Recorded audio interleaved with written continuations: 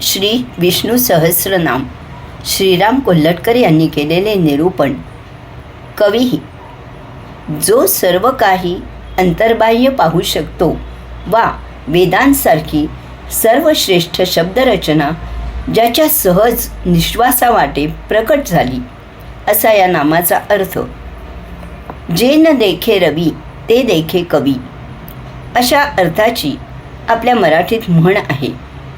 आपण असे म्हणूया की सूर्यप्रकाशामुळे सर्व सृष्टी दृष्टीगोचर होते, पण दृश्यापलीकडे काही जग आहे ते पाहण्यासाठी विशेष ज्ञान वा विशेष दृष्टी लागते.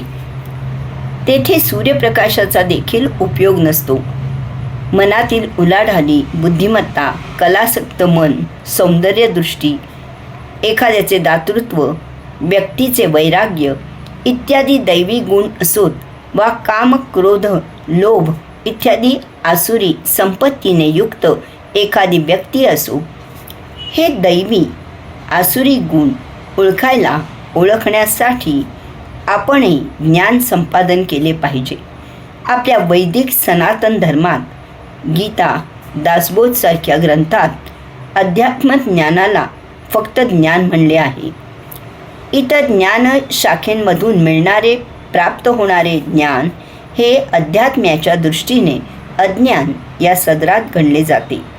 योग वासिष्ठ, उद्धव गीता वा भगवद्गीता असो वा ज्ञानेश्वरी गाथा, दासबोधासारखे ग्रंथ असो, या सर्व ग्रंथांमध्ये मानवी जीवनामध्ये प्राप्त करून घ्यावेत असे पुरुषार्थ, धर्म, अर्थ, काम आणि मोक्ष याविषयी अतिशय सुयोग्य मार्मिक असे मार्गदर्शन केलेले आढळते.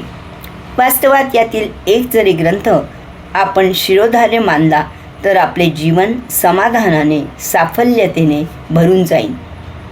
ज्ञानदेव वेदांना भगवंताची निश्वासिते म्हणतात. जर ही निश्वासितेच एवढी अर्थगर्भ आहेत, तर भगवद्गीता जी प्रत्यक्ष भगवंतांनी अर्जुनास सांगितली ती किती अर्थगर्भ असेल याची कल्पनाच केलेली बरी. वास्तवात निद्रावस्थेतील निश्वासिते म्हणजे वेद आणि जागृत अवस्थेतील गीता या मानवी कल्पना आहेत.